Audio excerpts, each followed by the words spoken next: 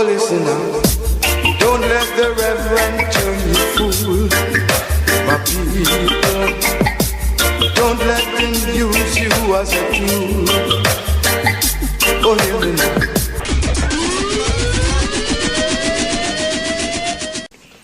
Greetings, great people, or great Abyssinian people. Today, we are going to talk about the Bible and the gun. Yes, the Bible and the gun. Now, the function and objective of European Christianity is designed to not only badmouth the earth in general, but Abyssinia in particular.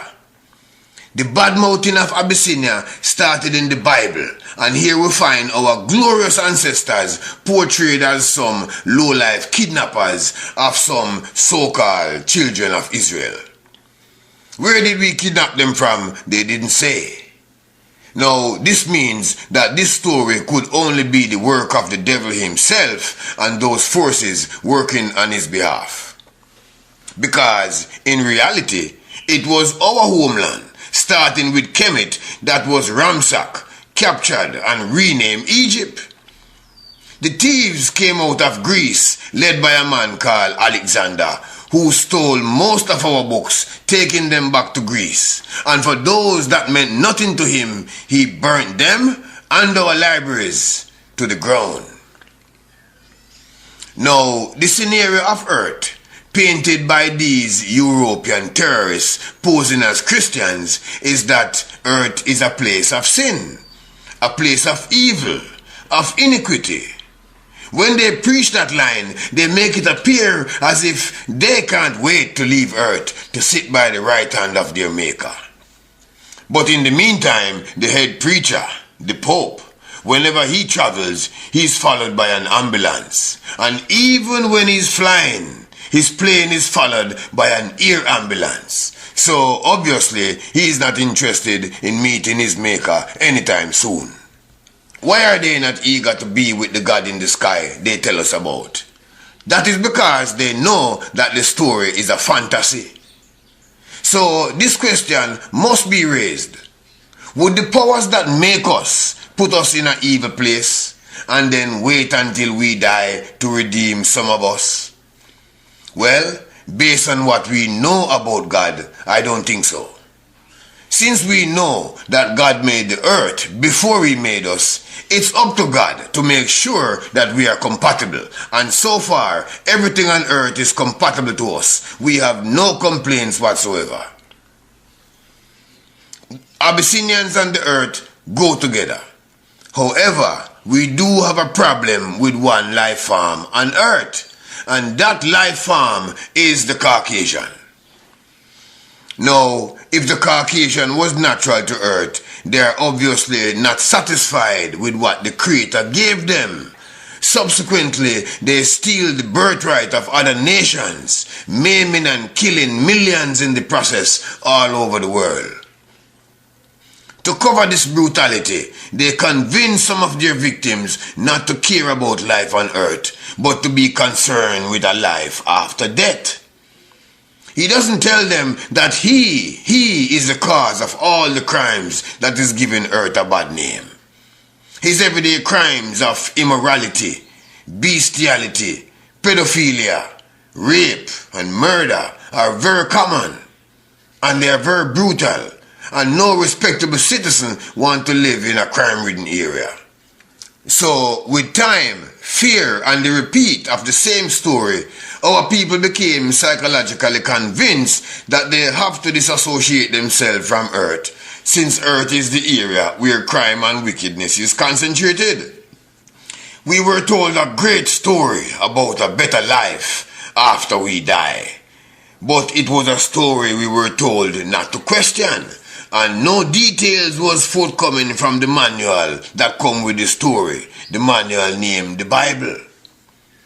We were told that questioning the Bible would upset God, and if God is upset, we would be sent to a fiery place called hell, and in this place we would burn forever. The slave master's children told us to accept and to believe in what he taught us, or else we would end up in hell. And these are the kind of tricksters the creators were preparing us to recognize and to avoid. This is why they provided us with the necessary evidence to prove their existence. They figured that since they made us and they proved their existence, if anyone else shows up with a good story, something seemingly significant, we would require proof from them as well. So, this story about life after death, as told by a Caucasian man, seemed to be significant. But it must have been made up, because based on their present lavish, greedy and murderous lifestyle, they are obviously not waiting to die to go to heaven to enjoy life. They are enjoying it right here and now, even at the cost of everybody else. So as a result, their story should sound very fishy. Furthermore, we must not forget that they are the same ones who enslaved us for over 3,000 to 4,000 years, and that we got our freedom because we fought him night and day. We didn't get it because God spoke to him and he had a change of heart. We got it because he was losing money and he was losing relatives every day due to our raids on his plantation and the big house. So, knowing who this messenger is, knowing his wicked and fraudulent history, why in the world should we believe that an intelligent God, a good God, would choose a wicked man to deliver a message of peace, a message of love and kindness? A good God would never do that. A good God would disassociate himself as far as possible from men like these. We must use the works of God and the brains they gave us to examine and analyze the writings of men, and not the other way around. We must remember that this so-called messenger have a bad reputation all over the world. Him invade and kill hundreds of millions of people from all the other races. He has tortured, abused and experimented on every animal he caught. He has even poisoned the water and the air we breathe. So what makes him believable? In the meantime, none of the other races have ever done any of those wicked things to each other or to the earth. This means this so-called messenger of God is not from God. You would never send a cook to teach a lesson on shoemaking. Subsequently, God would never send a thief to teach us about honesty. As such, we must now choose to believe the message of God we are getting from our own spiritual gurus and from our insides, in contrast to what Europeans have been telling us and is still telling us, especially when we know that these same Europeans murdered our ancestors for profit and stole our land. Now, to get down to business, some 3,000 years or so ago, Caucasian man with a Bible in one hand and a cigar in the other, and smoke coming out of his mouth and nostrils, approached Kojo, who was sitting under a mango tree in Abyssinia, drinking a jelly coconut. Kojo thought to himself, this man must be a dragon man. After greetings were exchanged, he looks at Kojo's pile of fruits and tells him that he knows of a place where sweeter mangoes, juicier cashew bananas, and bigger star apples can be found. He tells Kojo of a fiery place under the earth called hell, where he and his family will burn in a hotter fire forever if he loves what this earth produces. He also tells Kojo about a place in the sky called heaven, where milk and honey flows, a place where there is no crime. He tells Kojo all of these things. Kojo tells him he does not drink animal milk or use animal byproducts. These belong to the animal and their offsprings, and that he has more than enough juice to drink right now as he can see. And as far as crime is concerned, he did not understand what the word crime meant. Caucasian man explained what crime meant. Kojo told him there is no word in his local language for these actions because there was no crime in Abyssinia. Caucasian man pointed to some sparkling diamonds that were shining from the windowsill of Kojo's hut and said that in heaven they are shinier, that the gold is brighter and in more abundance. And if Kojo allowed him to take what he wants, he will guarantee Kojo a spot in that heavenly place. If not, Kojo and his family could go to hell. The thought of hell as described by Livingstone the Caucasian sent shivers through Kojo and his family. In the meantime, Livingstone never needed Kojo's permission. He had his gun and he always took what he wanted. But he needed to control the mind of Kojo, so he pretended as if he was giving Kojo an option. Kojo was curious and asked when could he see both of these places. He told Kojo that was only one little drawback. He said Kojo and his family would have to die first before we could go to this wonderful heavenly place. Kojo was very skeptical. It was obvious Caucasian man was more interested in the earthly products that he saw around Kojo than waiting to go to die and enjoy his life in heaven. Kojo knew there was more than enough of everything in Abyssinia to serve his family and the generations of all the villages forever and then some. So from a secure position, Kojo asked, "Excuse me, Mr. Dragonman, how do you know all of this?" David Livingstone said, "God told me in a dream." Kojo asked, "Have you ever died and been to that place?" Caucasian man said, "No." Kojo asked, "Do you know of anyone who went there and came back to tell you about it?" The answer again was no. In other words, Caucasian man had no evidence outside of his word. Nothing outside of his word to back up his claim of a place called heaven in the sky or hell in the belly of the earth. What is the value of the word of the Caucasian? The value is zero. The Caucasian has signed many treaties all over the world and he has broken every one of them. If the creators felt they should provide proof of their existence, Caucasian man should be required to provide double proof of what he's talking about. Caucasian man then told Kojo about a man named Jesus who died on the cross to save his sins. Kojo asked, "What sins?" Caucasian man said, "The sins that Jesus died for." Kojo said, "I was not born at that time, and if it was for sins supposedly committed by my father's father's father's father, who was around during the time of your Jesus, wouldn't his son, his grandson, or even his great-great-grandson pay for those crimes already? Do we still have more crimes on the books? Are you saying we are descended from a line of crooks?" Caucasian man avoided the question.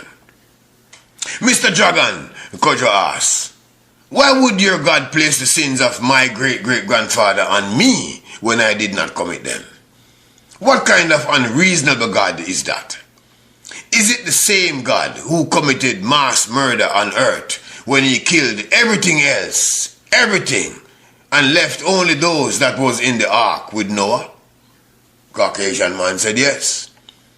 "Is it the same God who, even though he made all of us, he has a special liking for a group of people called the Israelis, and he prefers them over everybody else? Is that true?" Caucasian man said yes. Kojo thought for a moment about the turmoil that would be at his house if he adopted this policy of Caucasian God and treated one of his children better than the others. He knew he would be asking for big trouble in his house. We know the creators in their wisdom would not discriminate among their children. They would have known about the obvious negative outcome. If we can figure this out, God can surely do that as well. Caucasian man told Kojo about the riches his God had given him, but he didn't tell him or mention that the same God told him he could rape the women and kill the men and children while he was capturing their cities. He tells Kojo the world is wicked and that people are wicked. Kojo was amazed. He had no idea all of this wickedness was going on because these acts were not happening in Abyssinia. Livingstone, the dragon man, then produced a picture of his god, complete with blonde hair and blue eyes. It looked just like him.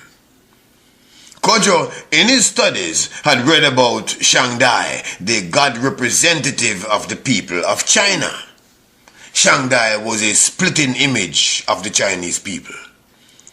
Kojo also knew about Hinduism, the religion of the other continent, India, and knew that the images of God, as represented through Hinduism, are all splitting images of the Indian people. So when he saw a dragon man with an image of his God looking like him, complete with blonde hair and blue eyes, Kojo was not surprised. However, his surprise came when David Livingstone told him that this God named Jesus Christ was also his God as well. Kojo was very taken aback at this arrogance and told him he already had a God. He asked Kojo for a picture, and Kojo told him to look at the people and he will see the image of his God reflected through the people in the same way he is a reflection of his God through the image he just showed him, as in the situation in China and in India. Caucasian man was very upset and went away grumbling something about "we will see." So, what happened to Kojo's generation? What happened to Kojo's generation? 2,500 years later, we find Kojo's generation worshipping the God of Caucasian man as their own. They even have adopted his Christian or European names. Some have one Christian name, some have two, like the president of Nigeria. His name is Goodluck Jonathan. The Abyssinians now have Livingstone's Bible, and Livingstone has cartons and cartons of guavas, cherries, plums. He also have barrels and barrels of our copper, uranium and cobalt.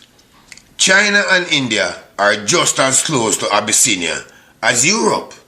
Yet, Kojo's descendants did not take to the religion of Shangdai or Hinduism. They took to that of Caucasian man.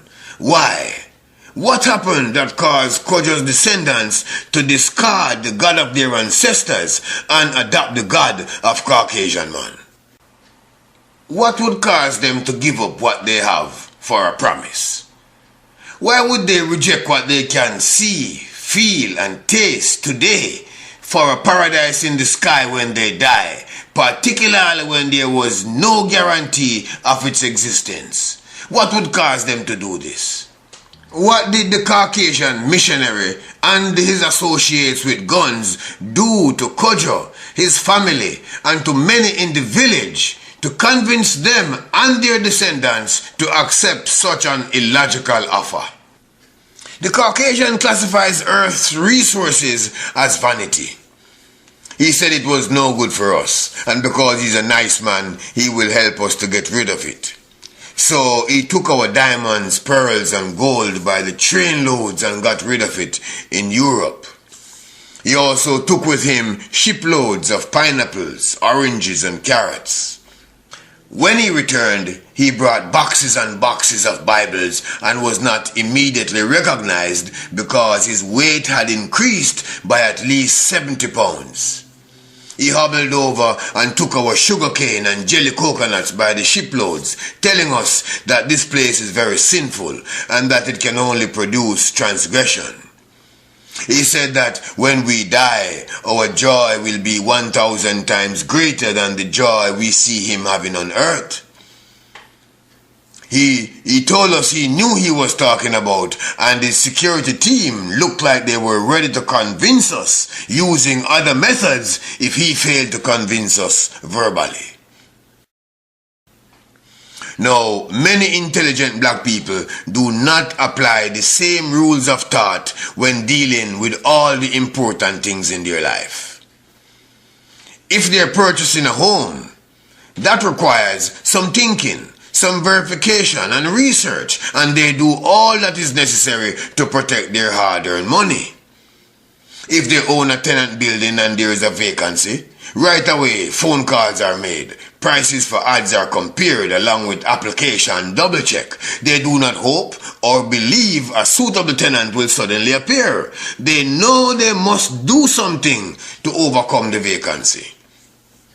Intelligent people would never embark on any major endeavor without question.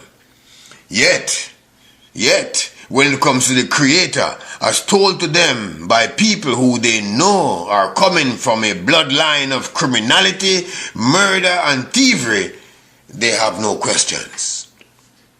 Why is it that something so important like the Creator is treated so casually? Treated without thought and left up to faith and hope? God never wanted us to rely on faith or hope for things to come. Never. He wanted us to know what is coming ahead, and that's why God gave us specific signs like blossoms, clouds, pregnancies, even eggs. This way we know what is coming, and more importantly, we know when it's coming. But when it comes to Caucasian man, we are willing to accept his guesses year in and year out. He has produced no signs or evidence about his religion that we can see or touch or prove, yet many believe him when he says Jesus Christ is coming.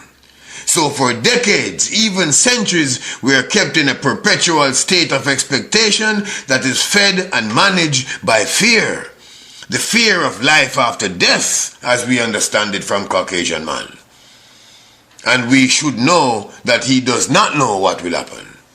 However, many people believe the scary picture he provides and that he uses to control us into his conformity.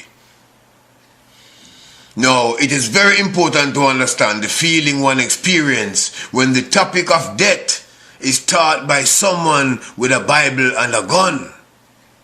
When the topic of life and death is intermingled with death and the observation of real deaths caused by the one who is teaching you or one of his associates, you can easily convert to what he is teaching you. It would eventually reach a point where the Bible alone could do the job of driving fear into the hearts of our people. Having a gun that is visible would not be necessary. However, let's not fool ourselves. Anywhere Caucasian man is, even if he is in church, or even if he looks innocent and serene like the Speaker of the Canadian House of Parliament, he always has a gun on his person or one is very close nearby. Is it a coincidence that those who belong to the most popular religions are also flesh eaters? They talk so much about love, yet they show none for the animals they kill, those they eat and wear. Are there any similarities in the behavioral pattern of a meat-eating animal and a meat-eating person? Are flesh eaters prone to violence? Abyssinians who eat flesh, they spend the same amount of time thinking about the lives of the animals they eat as they do researching the religion they were given by people who brutalized their ancestors. And that is no time. They never question what's told to them by the children of the slave master. They simply accept and believe. And that's why they associate so easily with the words of a song called Amazing Grace. They do this without knowing why the author, John Newton, called himself a wretch. If they knew why this wretch called himself a wretch, if they knew that he was the captain of a slave ship that would be murdering and killing people for years, they would have stopped singing that song, because nothing they can ever do, nothing they have ever done, can ever compare to his brutal deeds. Nothing. Due to the fear of life after death placed by the Caucasian in the generational minds of the African, we are now afraid to look at the facts. So most of us simply go along because of that fear.